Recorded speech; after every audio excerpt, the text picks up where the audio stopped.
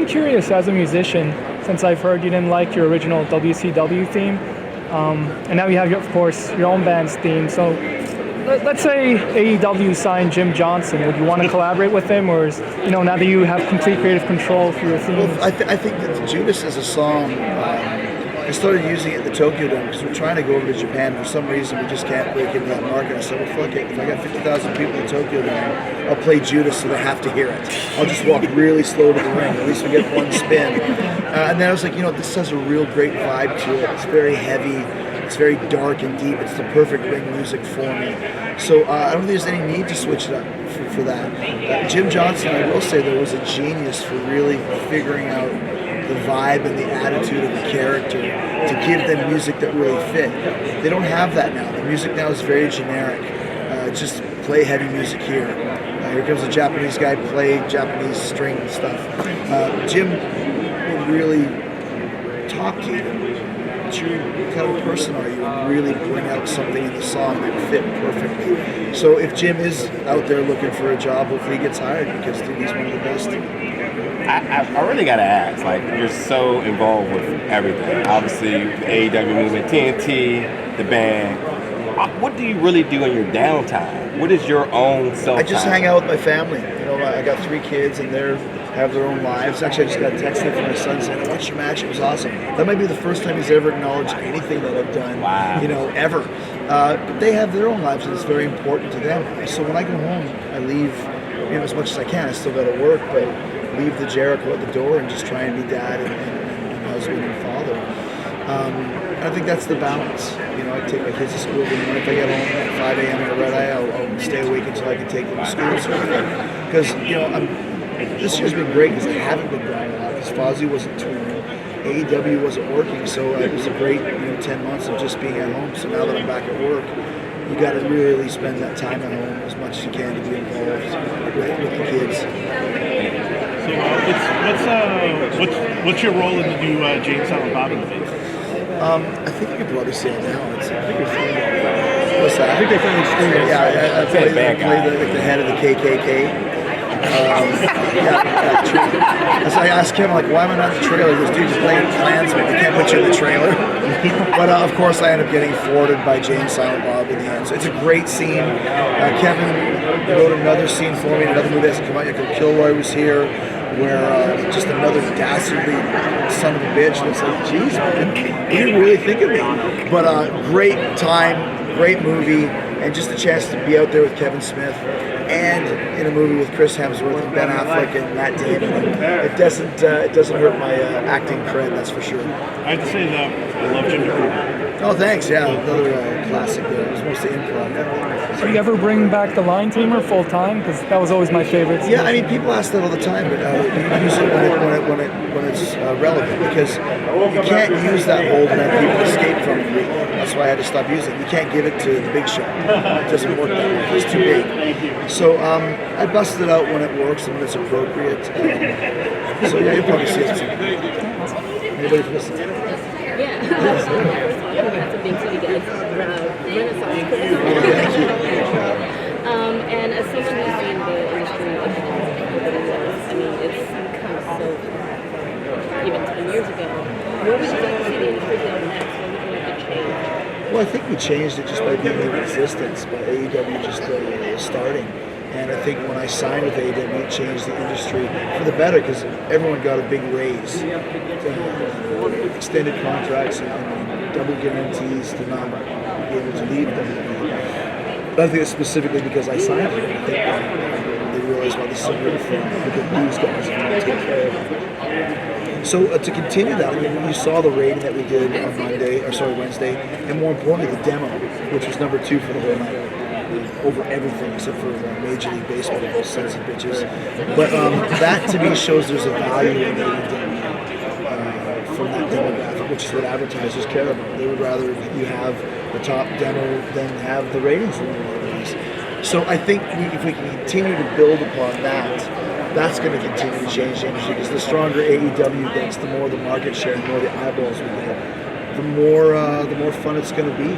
Because, like I said, we're not at war with anybody. We just want to be a viable, exciting alternative if you're bored of the other company or if you want to check out something different. If you don't, that's fine too. But we exist, and it's like, I love Metallica and I love Megadeth too. I love the Stones, I love the Beatles as well. If there was just one, it wouldn't be as fun. You're like the master of evolving your character throughout your entire career. Can you tell us what inspired your newer look, and what does it take to just keep switching gears, switching characters? I've always been a real big fan of David Bowie. The concept of what Bowie was, he always evolved his look and his sound, never complacent. At one point, even stopped playing all of his hits to form a band, Tin Machine. I was like, who would do that? Like, that's just him as an artist. So it really started in 2008 or 7 when I came back to WWF after being gone for a couple years. I was doing kind of an outdated Y2J. It wasn't fitting anymore. So I was like, Y2J's done, so I got to think of something different. And since then, I have no problems taking the chance and changing. Painmaker that I was doing in Japan, I went there as the list guy, and it just wasn't fitting because it was much more brutal, and the matches were much more hard-hitting, and my mindset was crazy. So I was like, this isn't crazy. What's crazy? Jack the Ripper. It was a hat. Clockwork Orange, maybe there's a paint thing there, and Alice Cooper-y type thing. And that's kind of where that all came from. It just felt the style that I'm doing is much more of a serial killer than a funny list guy. So let's go into what would a serial killer look like if I was crazy and wanted to murder somebody? Maybe this. And that's kind of where it all came, evolved, and you meet some great people that are very good at what they do as far as creating costuming, jackets, and that sort of stuff. That helps. All of that stuff matters. Because when you put your suit of armor on and you walk out, there's a presence. And even with this new incarnation, there's a hat and there's the jacket, there's still a scarf, but it's not the focus. It's just, it fits, and it's a little throwback, but it's more important that it makes the image better. So everything you do is golden. Everything you do, everyone watches. I really want to know that after the bubbly stint, has anybody reached out to you as far as any type of endorsements? Well, bubbly water has not, which is crazy, but I've been talking to a couple different champagne companies and wine companies. I mean, why not, right? Yeah. If we can continue the momentum of it, people would buy it. I mean, I bought Iron Maiden Trooper beer just because the bottle is cool. I didn't drink it, but I just put it up on my mantle. It was pretty cool. I think that's the secret. You get a cool looking bottle and I got you a little bit of the bubbly. Because we were talking, we're like, well, what kind of a blend do you want? What kind of a fragrance? And Old Chambon. I'm like, fuck, who cares? Pour some cheap wine in there. No one's going to give a shit. They just want to go, hey, got a little bit of the bubbly. That's what you're buying is the novelty of it. So we're working on that right now. Is there going to be another Jericho Cruise? Yeah, January 20th. That one's sold out already, so we're going to talk on Monday about Jericho Cruise number 3. So it's exciting. Just following up on that, now with AEW being involved, do you see that becoming something where you can make an event? Yeah, I mean, remember how WWE used to have Road Wild or Bash at the Beach, where you're taking wrestling outside of the arena. And if you saw the paper we did last year on the cruise ship, it looked so cool. In the middle of the night, in the middle of the ocean, with just the stars shining down, the lights. I'd like that to be an annual thing. And as I'm with AEW, there's no reason to take it to any other wrestling company. So if we can make it the annual, Rock and Wrestling Rager at Sea edition of Dynamite, that's great. Just adds another element to our very cool show. How does it feel to come full circle in a way in TNT? I mean, you were one of the first major names that left, and now you're speaking. Yeah, I mean, people like people point that out to me more than I realize. I was saying somebody the other day, like, "Where's Jericho's home? You're home." Like, where? Are you, Washington? I'm not. No.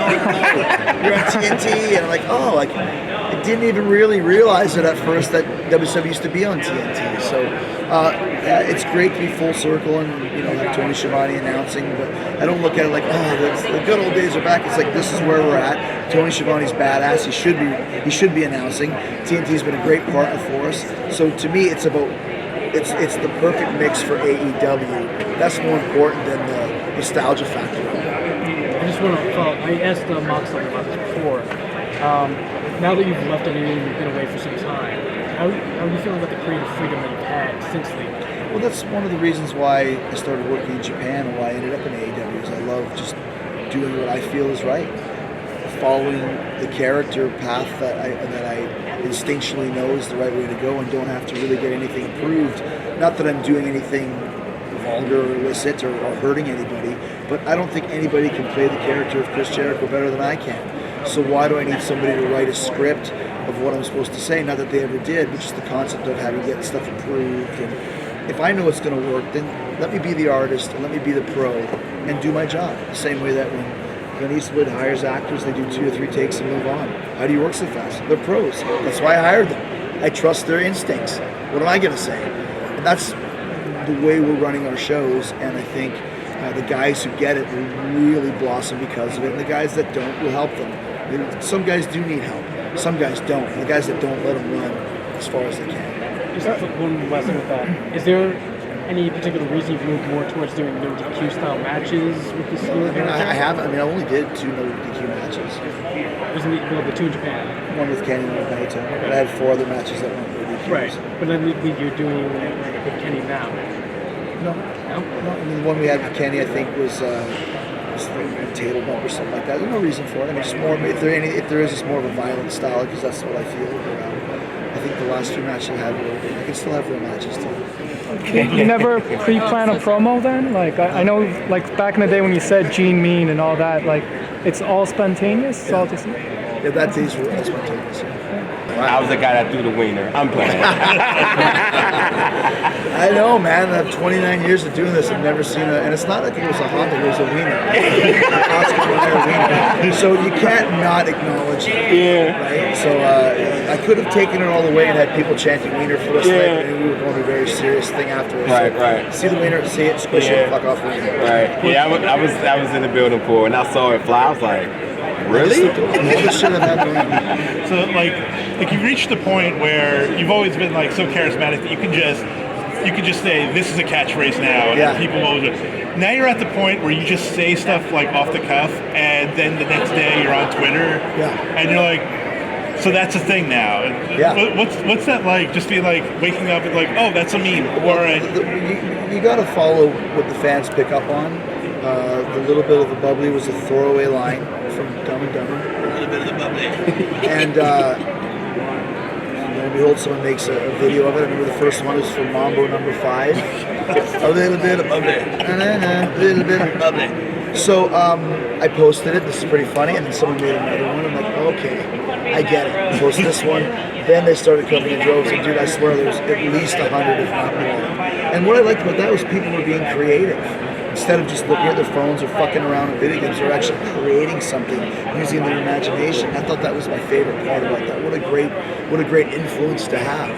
And that's the same with the wiener. I was like, we should make who threw a wiener in the ring shirt. But then I'm like, I don't want people to start throwing wieners in the ring and chanting wiener because they'll do it, right? So you got to be careful, but it's really easy to do if you have confidence. And also, too, being smart enough to realize, okay, we caught some lightning on a bottle in this. Let's go with it.